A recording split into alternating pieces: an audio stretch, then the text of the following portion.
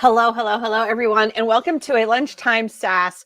And today we're going to be talking about embroidery pricing. I have tried to answer this question about 8 trillion times, and I clearly am not doing it the right way. So I enlisted the help of lead nerd, Mr. Jeff Fuller from Fuller Embroidery Works and the Embroidery Nerd Group, and admin here. I mean, the man's got about 8 trillion titles right along with me. So we're just going to bring Sunshine Face in, and he's dancing to my music. Hello, sir. Well, hello. That was like the longest 30 seconds I've not ever been able to talk ever. Oh, poor baby. poor baby. I got put in the corner. You did. I did put baby in the corner. So I have been talking to you in the back office about embroidery pricing and struggle bossing it with one, why most designs cannot get digitized the way we see them. Two, the cost. It comes down to the cost of why we have to charge what we have to charge and why outsourcing it and all of that, what you're going to have to do to upcharge it if you decide to use an outsource. Does that make all sense? I mean, there's a lot into it and there's a lot to unpack, but we have to bring it down to where it makes sense for the group, because I get people who say, hey, Nikki, I want you to do this. And I'll say, well, this is what I have to charge. And they go, but that's a lot. And they don't understand why. So I am going to let you take this because clearly I'm not doing my job correctly. I don't know. That doesn't make a lot of sense. I think you need to explain it to me. Shut up. Anyway, you do all the things that are embroidery. You teach it. You talk about pricing. Let's start with the pricing of how you get your cost per hour first. Just in a nutshell. All right. So we're going to be brutally honest here. Go for it. As I get older, I feel really old right now. As I get older, you realize that there's one thing that you'll never get back, and it's time. Right? Time. So when we're calculating our cost per hour, it is directly related to the amount of time we have in a day. Now, we have 24 hours a day. My embroidery machine has, let's just say I'm a single person. I'm not. But I run my shop. My shop runs 8 hours a day. We're going to throw this out as a number, right?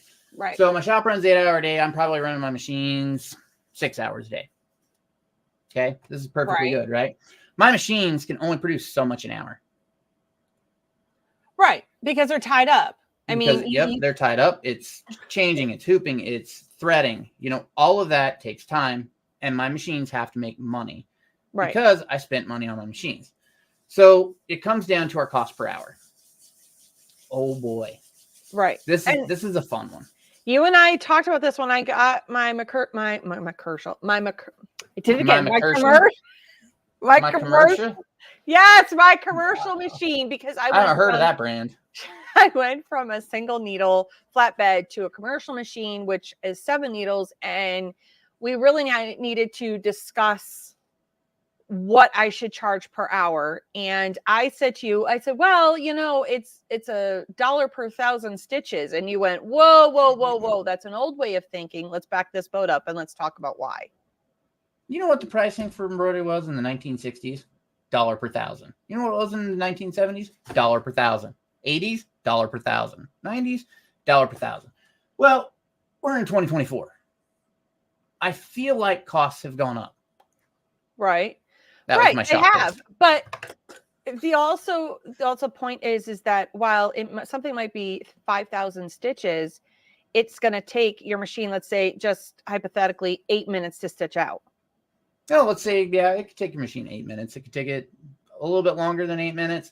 Right. And honestly, if you're setting up your machine, loading the file, changing the thread, hooping the item, putting it on the machine, if you're doing one item, all of that setup time makes a big difference. Right. If you're doing 200 items, that time gets diluted over the quantity of 200 items, so it's not that big of a deal.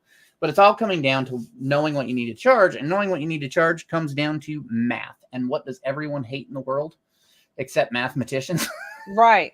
So whether you're doing girl math, boy math, or business math, it all still comes out to the same. So go ahead and break that down. All right, we're going to start off with just some hypotheticals, because I love hypotheticals and whatnot. But all right, you decide, hey, I want to do embroidery. Awesome. I got your back. You want to go out and buy a machine? Cool. How much you pay for your machine? Now, let's say you paid $20,000. $20,000 over a 5-year loan, right? So if I do math, 20,000 over, what's that, 72 months? 60 months for 5 years. Right? Months. I don't know. We're going to go 72 months because that's what I put in my calculator. And we're doing boy math. I'm not changing it. Okay, fine. Okay, fine. Right. That's right. All right. So at a 0% and a no interest loan, that's $280 a month. Right. Make on your machine. Okay. All right. Well, there's 4 weeks in a month, roughly. That's $70 a month that you have, or $70 a week that you have to make for your machine. This is just for your machine. Right. Nothing else. Let's say your machine runs 4 hours a day. Right? So there's 7 days in a week times 4 hours. 28. Because he assumes that we work 7 days a week. Oh, wait, we do. We're small business owners. Oh, wait, hold on. 5 times 4. Oh, that's only 20 hours, right? So 60, let's say $70 divided by 20 hours, right? $3.50 an hour of your machine running, just running, not doing anything in order else, to make that, right. In order to make that back payment, right. Right. So that's just straight up on a machine with a 0 interest loan. When we both know we're not getting a 0 interest loan. Oh, correct. And even if they say it's 0 interest, they tag that in there somewhere. Ooh, look, the price went up, but it's on sale. I'm locked and loaded. So $3.50 an hour is what you need just for the machine. Right. Well, now we got to talk about supplies. Right? Supplies are going to tag onto that. You're going to have your electricity costs. You're going to have your extra hoops that you buy, because nobody just buys a machine without buying all the other crap with it. You know, you got to buy 800,000 colors of thread. Only like 300. Stabilizer, so you have thread stabilizer, you have your needles, you have your bobbins, you have all the stuff. Your oil, your all that other crap, right? So you add all that in, you know, your rent. If you own a house, you can subjugate part of your business as that, and you can pay rent to it. So you add that in, electricity. I like to add in an employee's wage. Now, I myself, I'm a single person. I run my machines. Right. I want to be able to, if I ever want to add an employee, I can add that employee. Right. So but your pricing is at least based on if you ever did, just in case you weren't going to have to adjust so much, at least right there. If you start out from the gate, having that employee fee in there, it's not such a huge adjustment if you didn't. You know what I mean? Right. So essentially what you do is you add up all of your costs for a month. Okay. Everything that it's going to take pertaining to your embroidery machine. This is kind of like when you print and you're calculating how much ink you're going to use, how much paper you're going to use, right? Right. You calculate everything that's going to go into that. And now you start breaking it down per hour that your machine will run. This isn't the number of hours that you're open, right? Because your machine is only generating money when your machine is running. Right. So you need to figure out, hey, you know what? I'm going to run my embroidery machine an hour a day. Or I'm going to run it 2 hours a day. Right. And in the beginning, your machine isn't going to be running as much as after you've done it for a while. Right. Okay. This is all just straight up numbers. Okay. Once you have that divided down per hour, let's say your costs are $35 per hour. Right. Your costs are $35 per hour without your labor. You add in $20 an hour of labor. Now you're at 35. You're at $55 an hour that your machine has to make. And you have to put a profit margin on top of that. What's your profit margin going to be? Right. So you're looking like $60, $70 an hour for your machine running. And it's going to be higher the less your machine runs. Right. And that is to cover your costs. So when you and I started figuring out mine, we figured it was 20, 20, 20. We broke down the 20 for the employee, 20 to pay me, and then 20 for the cost for my profit stuff. Margin. Right. So it came out to $60 an hour, which is $1 a minute. So now you have it at $1 a minute, and now you've got a design sitting in front of you. Yep. So this is where if I were to do something that was 5,000 stitches and I was only charging $1,000 for $1 per 1,000, I'm leaving money on the table because it might take 8, 9, and as we talked about, it might take 8, 9 minutes for me to run the job. If you charge $1 per 1,000, you're probably losing money. Right. That's what I mean. Or your labor is free, right? And again, this comes down to time. If you're charging $1 per 1,000, you're losing money. You're not paying yourself. You probably don't really have a profit margin. And so what are you working for? You're literally working just to pay. To run the machine. Just the machine. You're not paying yourself, not any of that. So, and that was something that you had to explain to me was what we were going to do. So we charge however much that machine time is what we based me charging per. So now let's get to, we figured it out. We're charging $60 an hour. It's $1 a minute. Now we're getting to the point where I have people who say, hey, I would like you to embroider this. And I'm going to bring up a design. I got permission to show this. And then we're going to go into the nuts and the bolts of this design too. Because there's a lot to think about. Because if you're going to use me as an outsource, as an example, why I have to charge what I have to charge, and then what you're going to have to charge on top of that in order to sell it. Right. Yep. So let's bring that into the conversation. So let's talk about this design first before we get into why not every design can be digitized the way we see it, before we get into what roughly would be the stitch count on that. So why can't that be digitized the exact way you see it? The long and short story of it is thread has a width. Right. You cannot, I mean, you can buy thinner thread, but you still are running with a width. So you're going to miss some details. You're going to miss details, right? And then the other issue with that is knots. Okay. Every time you tie in, your machine ties in, when it starts, it ties a knot. And when it finishes on something right before it cuts the thread, it ties another knot. Those knots are on the back side of the embroidery. If you put too many top knots on top of each other, it's like a nail. Like you could feel it against your skin. It's hard. It pokes out and you can push and it's really uncomfortable. So for instance, that wolf's eye, the larger one, has 3 colors: blue, black, and white. Yep, it's in there. They're Pomskis, but yes, keep going. They're dogs. Sure. That dog's eye, right? 3 colors in a really, really tiny space. That's 6 knots per eye.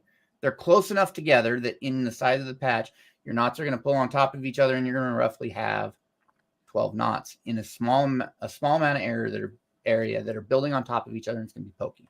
Right. So let's just bring up, she wanted to do this about a 4x4. So you have to understand that line, that black line that's in between the white and the blue of the eye of what he's talking about is going to be so smushed together, you are not going to see those details. So details get lost, especially when you go smaller with something. So what would you say on average for a 4x4? I know you can throw it into your program and whatnot. What would you say the stitch count is on that one? Honestly, I mean, I could throw it into Hatch now. I mean, just looking at it, I can tell you that it's going to be 45 minutes to run at a 4x4. That background itself is going to take 30 minutes. Right. Yeah. Let me, while you're talking about the cost and everything like that, I'm going to bring it into my Hatch program just so that we can, and this is just auto digitizing this. Now, let me tell you, with auto digitizing, this is just an estimated guess. You have to go in and you have to tweak it. You have to go in and do, like, you have to have Jeff literally touch the file. Because there is no way that I would do this out auto digitized at all. But it's because it's going to make it look crappy. Let's just call it what it is. But just to give you a rough idea of what we're talking about. Yeah, this one's it's coming in for me at the size that I have it at right now. You're looking at a minimum of 47,000 stitches. And that's not even to make it look pretty. Like, it looks ugly. So at 48,000 stitches with 0 trims, machine running at top speed of 800 stitches a minute, roughly, you're looking at 58 minutes. You start adding trims in there, Your machine slows down every time it trims. It's roughly 2.5 seconds to trim. Color changes are a little over 30 seconds, right? So every time you change color, every time you trim, that adds to that time. You're probably looking at an hour and 15 minutes, hour and 20 minutes just to run one, right? Right. So as a small business, I have 2 machines. Nikki has one. Yep. A couple other people out there, they only have single heads. When you come to a small business that has 1 or 2 machines, that means that every hour and 15 minutes, I can produce one of those. Well, right. I could produce 2 because I have 2 machines, right? My hourly rate is going to be higher because I have 2 machines. 2 machines doubles my cost, right? I have to pay for both machines. You start getting into the multi-heads of 6, 8, 12, right? Every hour and a half, you can make 12 batches. The hour or cost per hour goes up, but the productivity comes out more. So the price of the item actually comes down. So when you come to a small business that has 1 machine and you're like, hey, I want to buy 5 of these, right? That's 6 hours of runtime. Nah. Yeah, probably 6 hours of runtime. And that runtime has to be paid for, right? At $60 an hour. Right. So if I have to charge $60, because you're tying up a machine, I can't do anything else on that machine while that machine is going. I can't stop it and work on a different project. I have to just let it go. And that's 60 minutes of my time that's moving, right? So and the machine has to pay for itself. Your costs have to be covered. You can't go down lower than what your costs are because now you're losing money, and what's the point of being in business? Right. So I'm going to say I'll charge $60. So now she's got to add in her cost to whatever she wants to upcharge for it in order to sell it to her client, correct? Yep. She's got to add her percentage on there. She's going to have to add in other things that you're going to charge that we haven't talked about. Like you're going to have the file digitized. It's going to be, let's just say $25. It could be even more on that just because of the nature of the job. But right. You have to add that on there too. And then if you're going to charge for people, they'll throw fees in there. This is one of the things that drives me nuts. They'll be like, my hooping fee is $8 and my thread fee is $3. Well, they didn't calculate all that in. They don't know their cost per hour. Right. So they'll start feeing you because they're losing money and they don't know how to raise their prices. So they start feeing you. Right. So just to show you, that's what it auto digitized as. I mean, it's horrible. It's absolutely horrible. But you see how it lost the details. You can't see the white in the eye because it's so small. And I mean, that's what happens when you go to digitize something in a small scale and you want all the details. It just doesn't happen because every time you do thread, you're punching a hole and you're punching a hole in the fabric. It's not like in sublimation where you could get all the detail you want. This is why I say, sometimes I'll say, hey, let's do a sublimated patch that you could add to it because she wants to put these on blankets because her client wants to brand her stuff, which is fantastic. But what she wants to brand it with and what she would have to charge are just astronomical. So she's looking at $75 plus per blanket that she's going to have to sell it to her client in order to have it full embroidery. Mm-hmm. Am I understanding that correct? Mm-hmm. It's very easily, yeah. And, you get some people that'll pay that. I mean, honestly, there are people that'll pay that much out there. They want it embroidered. They want the embroidered look. They'll pay that much money. But realistically, as a business owner, right, as somebody that sits here and runs the machine, I look at that job and, I look at my profit margins. Right. Because you feel like you need to discount your work. Honestly, you feel like you need to discount your work because you look at it and you're like, there's no way I can charge that. There's just no way. Nobody will pay that. Right. Right. So it becomes hard because then you're like, well, do I even take on the job? Because again, you have to pay your bills. Right. You'll undervalue yourself. And not only that, but if you're not pricing to pay your bills, you're going to go out of business. You're not going to be in business in another 3 years. You're going to be frustrated. You're going to be stressed out. You're always going to be worried about money, and you're not going to be in business in 3 years. And that's just the blunt fact of it. And that's not just with embroidery. That's with everything. I mean, I have to look at it too when I'm doing my laser stuff. I have to, I mean, it's machine runtime. I can't run anything else when I'm running a job that's going to take me an hour and a half to 2 hours to run the laser. There's nothing else I can do. It's sitting there. Same with my Roland. My Roland's printing. I can't be running another job.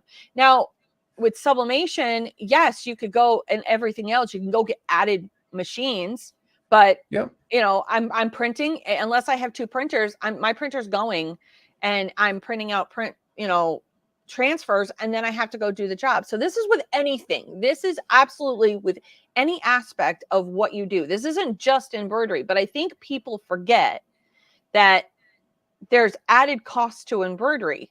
I mean, there's added cost to everything. Like you have to go buy the file. Well, files are about $5 on the average for sublimation, and for laser engraved ones. They're about, it depends on what it is, but they're on average about $5. Yes, you can go buy a file already made for embroidery, but again, that's gonna, pricing varies. Yep. But if you come to me with like what we just had on the screen, that has to go get digitized, and not every digitizer is the same. Yes, can you go get some cheap random $5 one made? Sure, if you want crap. I'm gonna be honest. Nicer than I did. Huh? You put that nicer than I would. Well, yeah, if you want crap, then by all means, go get the $5 file. I hope that they have the customer service to back it up, and I hope that they stitched it out, because that's also another mark of a good digitizer. They're going to go and they're going to stitch it out. So for me,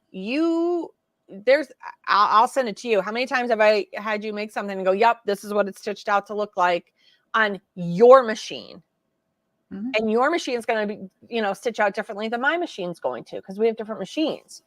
So there's a lot that goes into it, and it's also perceived value. Embroidery has a higher perceived value than sublimation does. I mean, even applique has a higher perceived value than just straight embroidery, and applique actually saves you time, right? Saves you money. You can charge a little bit more for it, just because it has a higher perceived value. FYI, I am not appliquing that design.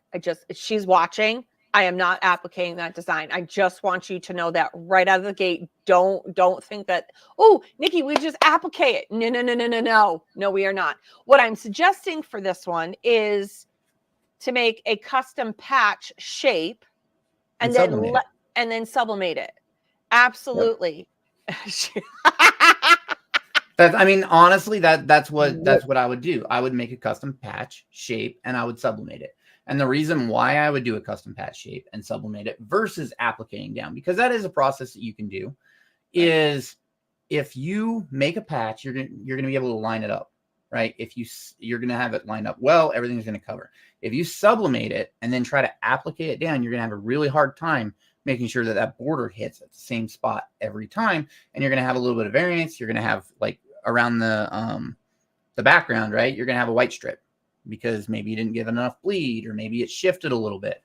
So it's going to be significantly easier, and you're going to get more consistent results. So it will look better if you make a patch, sublimate it, and then put the patch on the blanket.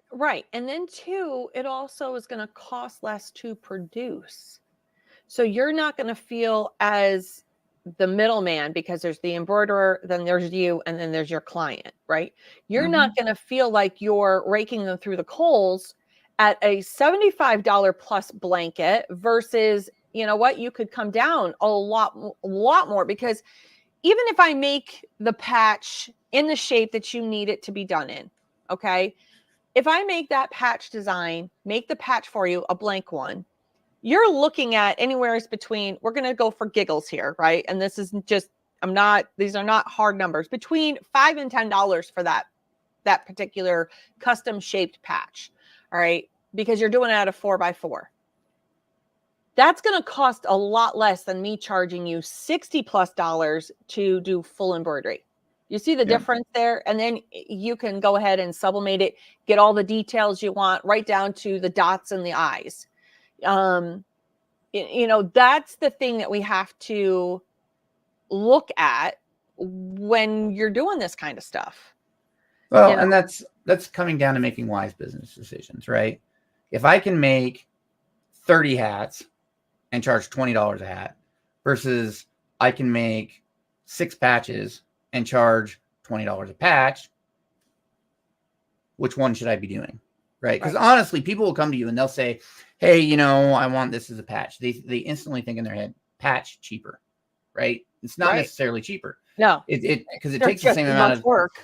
Right. It takes the same amount of time on the machine. I've had businesses do that to me. They're like, here's my logo. How much would it cost to embroider this to a shirt? And I'll tell them. And they'll say, okay, well, if we make it a patch, how much? It's like, well, I'm adding a border to it, so it's going to be more. Right. It takes more time. And you'll have people. I'm going to throw you under the bus, Nikki. Okay, go for it. You'll have people that'll go to you and they'll say, hey, Nikki, while your laser's running, while your embroidery machine's running, while your printer's running, you can do other stuff. So you shouldn't be charging as much, right? Oh, snap. Jeff just threw a wrench in the works. But I can answer it too, because it's a very easy question to answer. You can't. When your laser is running, you need to be at your laser because fire. Right. And keeping fire, right? When you're running your printer, you have to be there if your printer beeps and says, oh no, I ran out of ink, or it screws up something on the page. Right. You need to be there for your machine when you get a thread break or when it stops or whatever. You are basically married to your machines while they are running. Right. Because the second that you stop and you go, you know what, I'm going to go upstairs, I'm going to make a sandwich. And you get 3 steps up and you hear your machine beep because it just broke a thread. Right. Or you ran out of a bobbin. Or you have to pause everything. You got to put everything on pause it, go do what you need to do. Well, now that's time wasted because you put it on pause. It's got to pick up. So now you're starting the process. She does ask a question here. And I just wanted to, would you do a patch with no outside border or with a border? So this is a dirty one but you see how it's got that outside border? You're going to want the outside border. Just one, because then that's the embroidered part of it. And that's what gives it a more, it kind of completes the package, if you will, right? It puts the bow on it. It makes it look nice. If you don't put the border on it, you're basically ironing it on. You're ironing on a piece of fabric. And then it could fray. Even if you had fray check, fray check is not an end all beat all. And it just looks weird. You'll also add to that. I'll add to that if you do it with somewhat of embroidery to it, like you throw a border on it, it's gonna feel stiffer. It's gonna have it's not gonna feel like a floppy piece of fabric when I go like this. So it's gonna be easier to put it on. Right. And a lot of times people will want you to sew it on. And when you have a border, that's an error. Like you can run into the border a little bit when you're sewing it on. It doesn't have to present as nice, I guess. Right. And you can also, because you're going to want to sew these on because they're going on a fuzzy blanket. If you go to iron them on a fuzzy blanket, you're going to end up with little crevices underneath as it unfluffs, to call it something, and water can get in underneath there and the patch can then come off and snag and all that. You're going to want to sew these on. There's no doubt in my mind on that one, but it also gives it a more finished look. There's a higher perceived value when there's a border edge on it versus having it just be a plain piece of fabric. There's definitely things you have to think about when you decide to say, hey, yeah, I can do it. I can get, the job done for you. There's a lot you have to think about. Okay, you're going to have to go get that design digitized. Start there. There's your setup fee for that. Then you're going to have to, and then you have to decide, are you going to pass that off on your client? You absolutely need to pass that off onto your client. If you're going to go, even if you're outsourcing, if you're going to go and you're going to have your design digitized, because it's got to be a specially made design, you can't just go get it off the shelf. You're going to want to then go put that cost onto your client. The setup fee, you're going to call it a setup fee, right? So your setup fee is, Jeff may charge me $25. I'm charging my client $35 because I had to go find a digitizer to do the work. So now I'm charging them $35. I've pocketed $10, and then $25 to them, right? So there's that. Then you also have to go in and you have to think about all the work that has to be. Yes. Yes. Go ahead. You can. All right. So it comes down to, you want to know your costs and you want to make sure that your machine is making money. So Nikki's going to let me talk about embroiderynerd.io for a little bit. And it is a platform that was developed by Mr. Matthew Enderle of the Embroidery Nerd. Yep, he's nerd number 2. Jeff's nerd number 1. Well, I guess we're going to assign him a role. Yeah. Ha. All right. So I'm going to go ahead and share this website because it is there you go, relevant to what we're talking about. So this is embroideryner.io. And one of the main things that it does is it actually converts threads. You can match colors, all of that fun stuff. But in it, we have calculators and we have a pricing calculator. So when you're trying to figure out, what do I charge? It's helpful to have a pricing calculator, and it's helpful to have an idea of what's going to go into it. So if we take a design and we're going to say that it was 57,000 stitches, right? It's probably 25 trims and 8 color changes, right? And I'm running 800 stitches per minute. You're looking at $76. It's going to take an hour and 16 minutes. And you can see that it sets it right over here. It's an hour and 16 minutes. The cost per item is going to be $76.29. Now, this is based off of a $60 an hour shop rate, which you can set in here when you're going through all of this. Is you can set all this when you're doing pricing for embroidery, and this is really helpful. Now, I have seen, actually, I'm not even going to say I have seen. I'll just tell you, it is definitely a thing that people charge by stitch count. And how do they come up with that stitch count that they're going to charge? Honestly, it's very, very easy once you have your cost per hour. right? Because once you have your cost per hour, you can know how many items you're going to make, and you end up getting an average, because now it's going to become about averages. You get an average of what a 7,000 stitch count design is going to be. You get an average of what a 10,000 stitch count is going to be, and you can look at that and you can say, well, on average, I'm spending this much time. That puts my dollar per thousand at, let's say, $1.50 or $2 per thousand. Right. And so I then saw Letty said it's like $2. It's like $2 per thousand. Letty had put. Yep. So now you're starting to look at that, and then you can go, okay, well, if I'm going to do that, I'm going to say up to 10,000 stitches, I'm going to charge $20. Right. And then from there, when we go up 5,000 more stitches, I'm going to add $10. We go up from there, and you can kind of start getting an idea of what your dollar per thousand is going to be. But you have to know how to get there so that when costs increase, you can adjust with it. Right. Right. And so if you're sitting there and you're like, Jeff, this is all just really complicated, I'm just going to charge $1 per thousand, or I'm going to charge $1.50 per thousand because that's what you said. Right. So in a year when prices go up, like this was not really a conversation that much before COVID. But after COVID, with inflation we've had, right, in a year when all the prices go up, you need to know how to adjust your pricing so that you can stay in business. It's all about staying in business and keeping your doors open. And to do that, you have to keep your machines running, and your machines can only do so much. And so you have to charge accordingly. It's not like, for instance, Nikki's standing there, she's got her machine, she's doing her machine, right?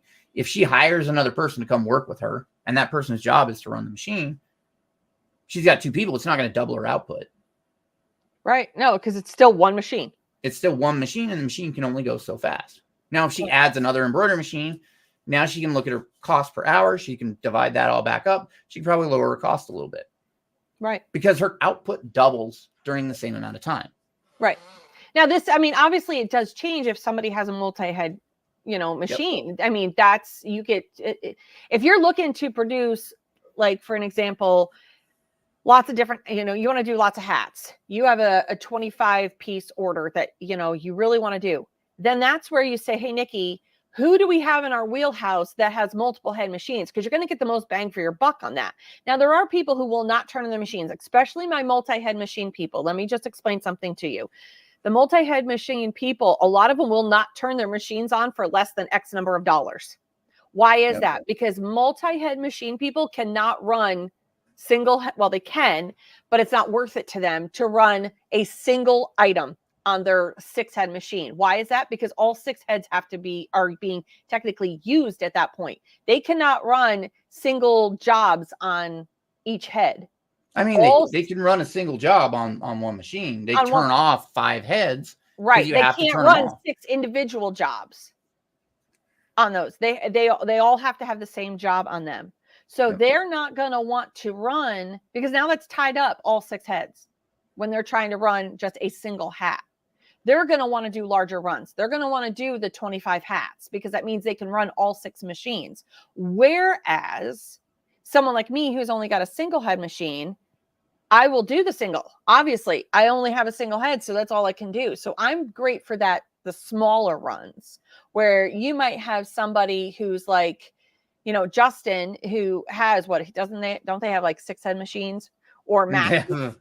Right. Matt has 2 4-heads. Justin has a 6 and an 8 head, I think. Right. So they're going to want to run the bigger machines or bigger runs, where Jeff and I are going to want to do the more single runs because that's what we have.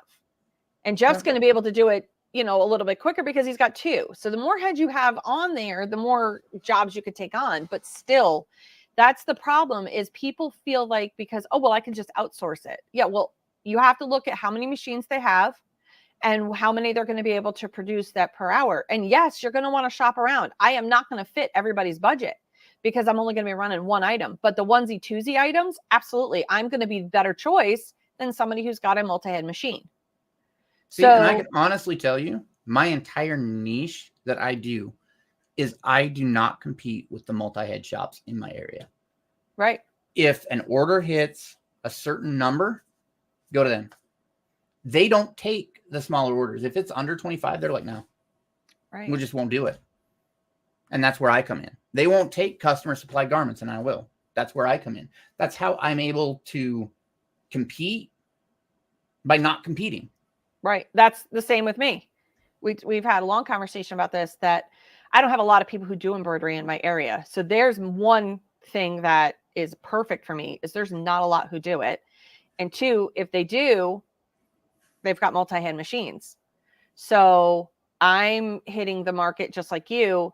Oh, my kid wants their name on their backpack, or, you know, they need, you know, a left chest logo just on for the small business people who don't have 12 plus items to do. They only have onesie twosie items. So we hit that market. So these are just things that you have to think about. And I hope that by Jeff explaining how we get to those numbers, how we got to why we charge what we charge, and being very transparent. I charge $60 an hour. And that's to run that machine. That's what I charge. That is my cost, because I have overhead pricing that I have to deal with. And yes, do I do it out of my home? Yes, but I'm running about 400 square feet, which is not a lot, mind you, you know, and I have to take it for the electric to run it. The design work, sometimes I have to go get it digitized. I can't digitize everything. I'm still learning that, right? So simple stuff, yes. The more complex stuff, that design would have been headed right over to Jeff, and I'd be like, here you go. That's what you're going to get, you know, and he's going to go, Nikki, what are we putting it on? Well, I need it to be 4x4. You realize that we're going to lose a lot of that detail. I absolutely know that. Does your client know that? So not everything can be embroidered, at least not at the detail that you want it. 2, not everything can be embroidered at a small scale. There's that. We're going to give you different options. You might want to look at those different options before you say, oh yeah, we can go have it. Do not tell your client, yes, we can do that. Yes, we could get it in full detail, because I'm going to turn right back to you and go, yeah, no. And so if I can honestly tell you, you could go to Jeff and he's going to tell you no.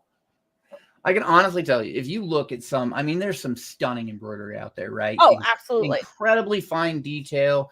You see really small text. You see this stuff out there, and it's an easy Google search away, right? There are 2 things to keep in mind when you're looking at that stuff. Number 1, they're probably using special materials like a 60 weight thread, right? And they're increasing the number of stitches to achieve it, so the cost goes up just because of that. Number 2, a lot of the more stunning things that I've ever seen in embroidery, the art was designed with embroidery in mind. So they're not pulling details. They're not changing things. Right. The art was defined before they even started to digitize it for embroidery. It was defined already for embroidery. So, and Chuck here says, you have to know your numbers to start pricing, and even they are not rock solid. Like, right. Honestly, you can ballpark it. You literally can ballpark your numbers. I pay about this much. I pay about 110 in internet. I pay about this much. You can ballpark it, right? Right. And you're going to just ballpark it a little high. You're going to come in with an hourly rate. Right. That's true too. The more you know your costs, the more you drill into this, the more aggressive your pricing can become. If you know that you're like, I spend $382.35 a month in supplies. I spend $429 a month in electric. I spend, like, the more that you know that number, you now know exactly what you're paying to keep your doors open. You know exactly how much you're going to charge an employee, and you know exactly what your profit margin is. It allows you to price aggressively to win a contract. Right. I hold the same numbers for my laser as I do with my embroidery machine. So, and while my sticker pricing is slightly different because of the machine that it is, what it produces, how fast it produces, all of that stuff, that one produces a lot quicker and there's not so much. My overhead, though, let's be real about one thing. Even if you have multiple machines, your overhead does not change. That cost is pretty rock solid because you're talking your rent, your internet, your in order to turn the lights on kind of conversation. That right there, your cost for your employee, that's your wiggle room. You do have wiggle room there, and that's what Jeff and I talk about. You know, that is the wiggle room. If you really are hard up, that's where you're going to cut that out. You're not going to cut out your overhead costs because that does not change no matter what you're moving. You can cut on your profit margin. You can cut on your hourly rate. You can cut on your wage. Your wage, right? But you don't want to, because now you're undervaluing yourself. And you know, I've done this. Like I've came to people. I've cut my profit margin completely out, and I've said, this is your introductory order. This is to gain your business. This is the discount, and I will tell them this is the discount, because if you cut your pricing, like I just go to them. I say, you know what? I'm not going to do a yep. Letty says even your website, cell phone, it all goes in, right? Yes. But if I cut my pricing and I don't tell my customer that I gave them a discount and that they will not get that discount in the future, they're just going to come back and they're going to, well, you did it cheaper last time. And now I have to have that argument of, well, I gave you a discount. Well, I didn't see a discount. And how you promote that, just for those who are, this is new customer discount. Yep. This is our new customer discount. That's how you have to put that. But that overhead does not change when it comes to pricing out any of the different things that you do. And it honestly is a hard conversation with yourself, because you literally have to sit there. That's probably the hardest conversation, is knowing your value, knowing your worth. And you're going to be like, but I'm worth so much more. You're right, you are, but you're not pricing it that way. You're not paying yourself. You're working for free. And I don't know how people can. So when I charge certain things, and just to derail for a hot second, there's also a difference between wholesale pricing and retail pricing. But I have to tell you, when it comes to embroidery, or it comes to my laser machine and stuff like that, yes, there are ways to discount for wholesale, but it's very rare. My machines, it doesn't matter. I had this fight conversation with Justin. And I will tell you this was the best conversation. He's like, Nikki, it doesn't change your pricing. You can offer wholesale pricing, but your machine's still running for the hour. You still have all the same supplies. You're still tying up your machine. So why are you discounting that pricing on your embroidery work? Because it doesn't change. All you're doing is you're making less money for yourself. Just straight up. You're taking a loss somewhere. Yep. And you know, I had this conversation just the other day with my wife, because I recently paid off one of my machines. She's like, we're going to drop our prices. I said, no, we're not. And she just kind of looked at me. She's like, why? Our cost per hour goes down because the machine payment's gone. Well, what if I want to buy another machine in 3 years and not take a loan on it? Right. What if something breaks and I need to repair it? Right? I'm chucking that machine payment into a savings. So when I want to get another machine, I don't have to loan on it. I can just buy it. Right. And or if something breaks, I can take care of it. One thing Marvin always brought up too is that people also don't do is add in the what if cost. What if you all of a sudden have to call a tech in? What if it all of a sudden dies? The what if, right? There's a what if cost, and that's in your overhead cost and your cost of doing business. Okay, so what would it cost you to buy a new printer? What would it cost you to buy a new laser or have a tech come in? And you set that money aside. So that's a little bit of money. It might only be, $1, $2 per product, whatever it is that you decide to set. But that goes into the fund of the what if conversation if something happens. You're self financing.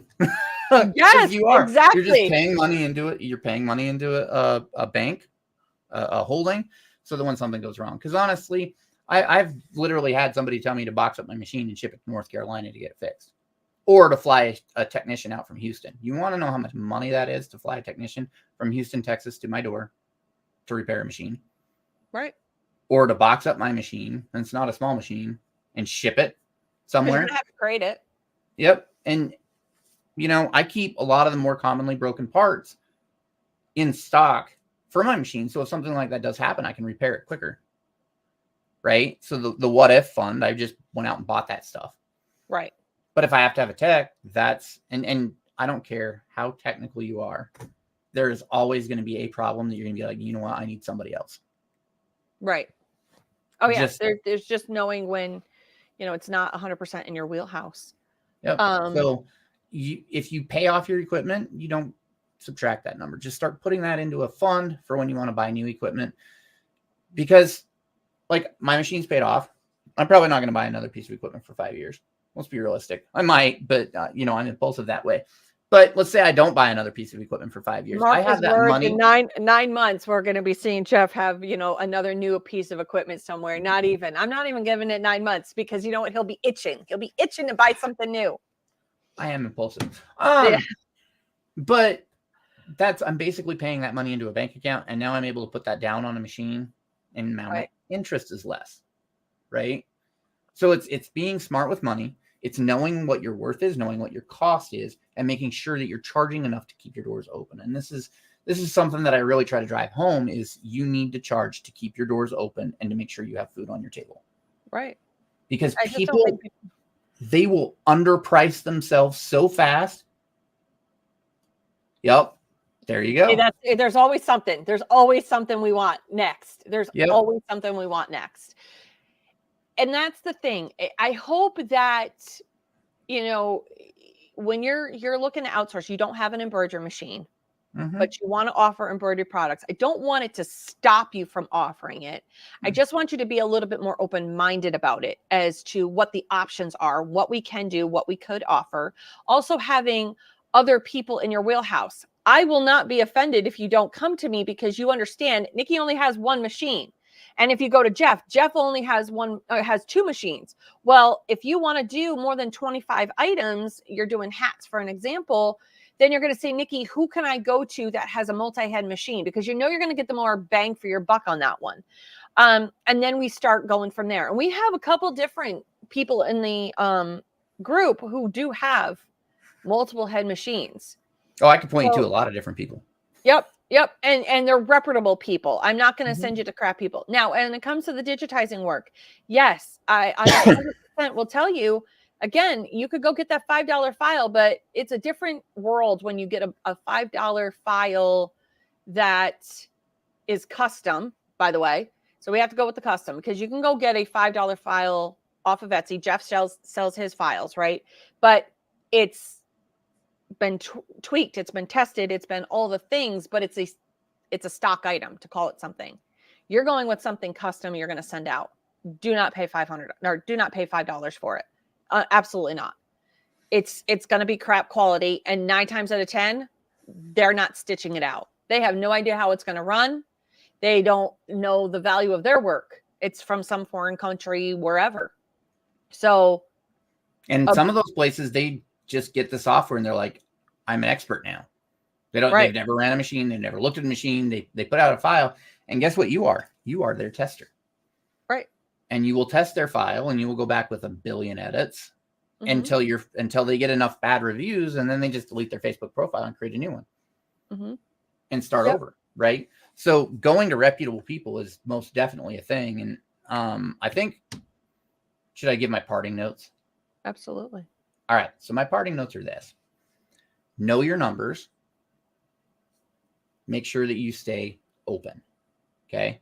Number 2 of my parting notes is, when you go to a large business to get something done, do you ask for a discount?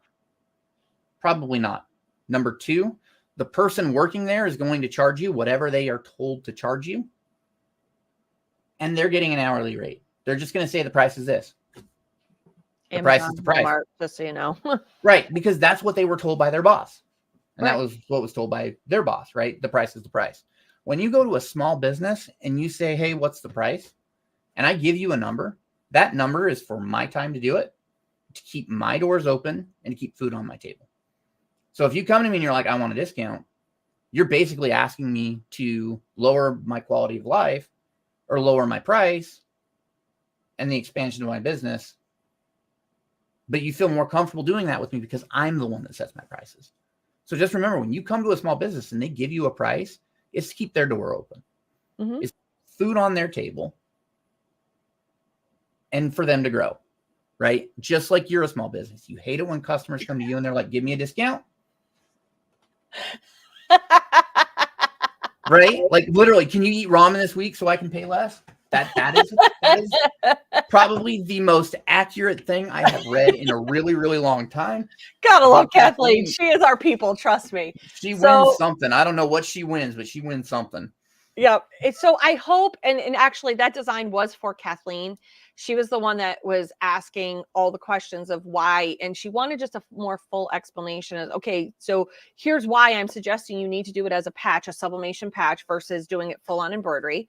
Because what I'm about to charge you, your eyes are going to bulge out of your head in order to run that, because that's at least an hour's worth of work at a 4x4. So it's just knowing and being very honest and very upfront with you about the pricing, how I got to my pricing, how Jeff gets to his pricing, which are pretty close and similar, just because I said, oh my God, I helped her get her pricing. Right. Because he's like, Nikki, you're doing this wrong. When I came back into embroidery, he's like, yeah, that's the old way of thinking. Let's bring you up. You got a new machine. Let's bring you where you're going. And here's the why.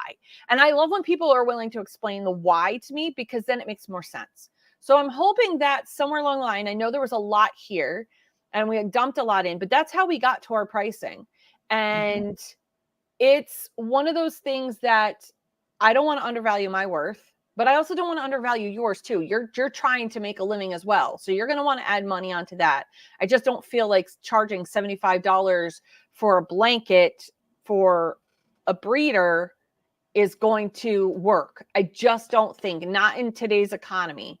If it was a memory blanket, maybe, but this is putting their brand on it. And maybe they do want to spend that kind of money. And if they do, fantastic. Yay for you for having that client. That's awesome. But I'm going to just tell you, it's probably not going to happen. They're going to look at you like you have 14 heads that you're really going to charge them that kind of money for a blanket. So it's people don't understand that when a machine runs, like they don't think about it, that when a machine runs, it can only run so fast. It can only do so much in a day. And people don't think about that. They think, well, you're just going to do the job. They don't care how long it's going to take you. Right? Until you come back and you're like, it's going to take me this long and I'm going to charge you X amount. And they're going to go, it shouldn't take that long. Well, it does. Right. People don't realize that 5,000 stitches can take at least 8-9 minutes, depending on what it is. They're like, what? Yes, it can. It might not have a high stitch count, but it's going to take a little bit, you know? And you say, Kathleen's winning just all over. And you say, here you are, eat ramen for a week and pay full price. Yeah. It just comes down to knowing your numbers. And honestly, when I look at jobs, there are two ways, and the file that Nikki had up there are two ways that I look at that. Number one, I look at it and go, okay, how much is this realistically going to cost if I produce what they're asking me to produce? The way they're asking me to produce it, right? Which is going to be high. I can tell that right off the bat. Then I look at the detail in the design and I go, you know what? That's a lot of detail. And so I'm going to come out and I'm going to say, hey, this is going to give you your best look. It's going to give you the most cost-effective option. And I think that this is a really viable way, which to me on that would be, I would make a patch, I would sublimate it, and I would attach it to the garment. And that's just knowing people who see, I value Kathleen. And that's what it comes down to. Listen, here's the deal, sweetheart. I can't, this is what it's going to cost you. Are you fully prepared for that? But that's just, there are people who are just going to go, oh yeah, sure. We'll just do it. And here you go. They won't give you that a second option. You and I work on the second option. Like, we want to give you the choices so you can make an educated decision as being the middleman in this conversation. Right. So that's just finding somebody who's, one, genuine, honest, and all of the good things that come with running a business. I don't want to, snowball you into something that, you're going to go, I can't make any money on this. You're absolutely right. You can't. I mean, I've literally had somebody give me the art and they're like, how much would you charge for this? And I just look at it and I look back up and I say, a lot. Mm-hmm.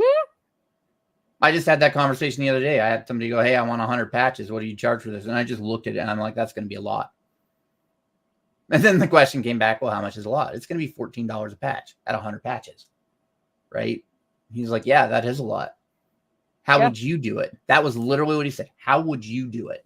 And I said, I would go to, and I gave him a company's name, right? I said, I would go to them. And he's like, they do the same thing you do. I said, yeah, but they have more heads. It's going to be cheaper. Yep. Right. I'm here to make money. Right. But I'm also not going to let people spend a ridiculous amount of money for something that they don't need to get cheaper just because they want me to do it. Right. Because we know our limitations. Yep.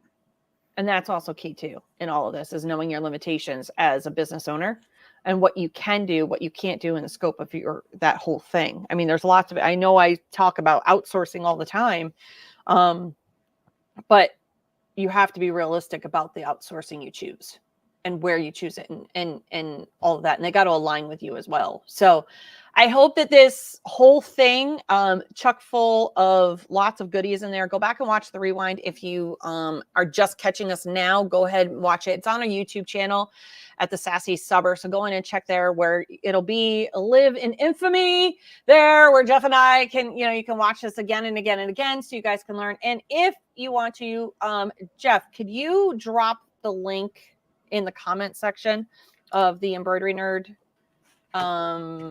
calculator thingamajigger? Yep, I got you. Well, I had you. That tab. Lost you there for a little bit.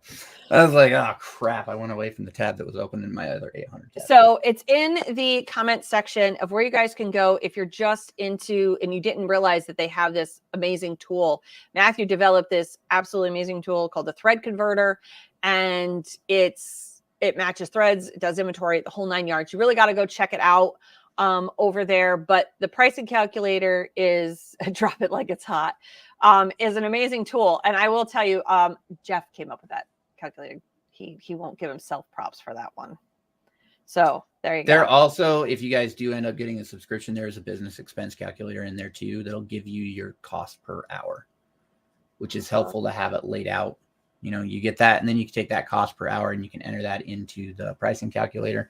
And now you've got an easy way to start quoting.